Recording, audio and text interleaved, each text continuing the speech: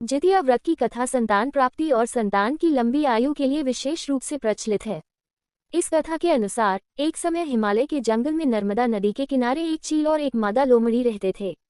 एक दिन उन्होंने देखा कि कुछ महिलाएं व्रत और पूजा कर रही थीं। ये देखकर चील और लोमड़ी के मन में भी व्रत करने की इच्छा जागृत हुई। उन्होंने सोचा कि अगर वे भी व्रत करेंगे तो उन्हें भी पुण्य और आशीर्वाद प्राप्त होंगे। दोनों ने व्रत करने का निश्चय किया, लेकिन उपवास के दौरान लोमड़ी से भूख सहन नहीं हुई। उसने अपने मन में सोचा कि अगर वह थोड़ी सी मांस खा लेगी तो कोई नुकसान नहीं होगा। इसलिए उसने चोरी छिपे एक मरे हुए जानवर का मांस खा लिया और फिर व्रत का पालन करती रही। दूसरी ओर चील ने पूरे समर्पण और निष्ठा के साथ व्रत किया और उसका व्रत बिना किसी रुकावट के पूरा हो गया। व्रत समाप्त होने के बाद दोनों ने अपने अपने जीवन में वापस लौट आए। अगले जन्म में चील और लोमड़ी ने मनुष्य का रूप धारण किया। चील को कई संतानें प्राप्त हुई और सभी संतानें स्वस्थ और जीवित रहीं। दूसरी ओर लोमड़ी को भी संतानें हुई, लेकिन उसकी संतानों की मृत्यु होती रही। इससे लोमड़ी को बहुत दुख हुआ और वह सोचने लगी कि आखिर उसकी संतानों की मृत्यु क्यों हो रही है जबकि चील की संतानें स्वस्थ और सुरक्षित हैं। इस दुख और निराशा के कारण लोमड़ी के मन में बदले की भावना उत्पन्न हुई।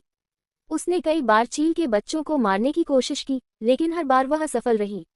चील को इस बात का पता चल गया और उसने लोमड़ी से पूछा कि वह ऐसा क्यों कर रही है। तब लोमड़ी ने अपनी पीड़ा और संतानों की मृत्यु का कारण बताया। चील ने लोमड़ी को समझाया कि पिछले जन्म में जब उन्होंने साथ में व्रत करने का निश्चय किया था तो चील ने पूरी निष्ठा से व्रत का पालन किया था, जबकि लोमड़ी ने धोखे से मांस खा लिया था। इसलिए उसे इस जन्म में संतान सुख नहीं मिल पाया। चील ने लोमड़ी से कहा कि अगर वह सच्चे मन से जितिया व्रत रखेगी तो उसे भी संतान सुख और संतान की लंबी आयु का आशीर्वाद मिलेगा। लोमड़ी को अपनी गलती का एहसास हुआ और उसने सच्चे मन से जितिया व्रत किया। इसके बाद उसे भी संतान सुख की प्राप्ति हुई और उसकी संतानें जीवित रहने लगीं। तभी से यह व्रत संतान प्राप्ति और संतान की लंबी आयु के लिए महिलाएं पूरी निष्ठा और श्रद्धा के साथ करती हैं। 2 कथा। जीमूतवाहन की कथा जितिया व्रत से जुड़ी प्रमुख कथा है, जो साहस, त्याग और परोपकार का संदेश देती है। इस कथा के अनुसार जीमूतवाहन एक बुद्धिमान और धर्मप्रिय गंधर्व राजा थे। हालांकि वे एक समृद्ध राज्य के शासक थे, लेकिन उन्हें राज्य की भौतिक सुख सुविधाओं में कोई रुचि नहीं थी। उन्हें सांसारिक जीवन की बजाय परोपकार में अधिक संतुष्टि मिलती थी। इसलिए उन्होंने राज्य के सभी कर्तव्यों और जिम्मेदारियों को अपने भाइयों के हवाले कर दिया और स्वयं जंगल में जाकर अपने वृद्ध पिता की सेवा करने लगे।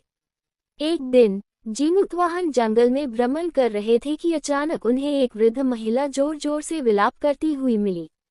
उसके चेहरे पर दुख और पीड़ा साफ झलक रही थी। जीमूतवाहन ने उस महिला से उसके दुख का कारण पूछा। महिला ने बताया कि वह नागवंश सांपों के परिवार से है और उसका एकमात्र बेटा है। उसके परिवार पर एक प्राचीन शाप या शपथ है कि हर दिन एक नाग सांप को पक्षीराज गरुड़ को बलिदान के रूप में चढ़ाया जाता है, और उस दिन उसके बेटे की बारी थी। महिला के दुख को देखकर जीमूतवाहन का हृदय पिघल गया और उन्होंने उसे आश्वासन दिया कि वे उसके बेटे की जान बचाएंगे और उसे सकुशल वापस लाएंगे। जीमूतवाहन ने साहसिक निर्णय लिया और खुद को गरुड़ का शिकार बनने का विचार किया। वह चट्टान पर जाकर लेट गए ताकि गरुड़ उन्हें नाग समझकर उठा ले जाए। कुछ ही देर में पक्षीराज गरुड़ आया और जीमूतवाहन को लाल कपड़े में ढके हुए देखकर उसे अपने पंजों से पकड़ लिया और उड़कर चट्टान की ओर ले गया। गरुड़ ने महसूस किया कि जिसे वह शिकार समझकर उठा रहा है वह कोई प्रतिक्रिया नहीं दे रहा है।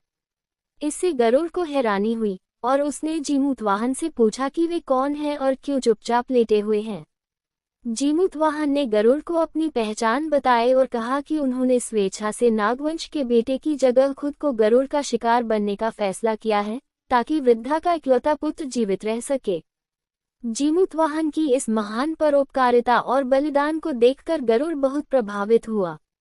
उसकी वीरता और परोपकार से भाव विभोर होकर गरुड़ ने वचन दिया कि वह भविष्य में कभी भी नागों से बलिदान नहीं लेगा और इस प्रथा को समाप्त कर देगा।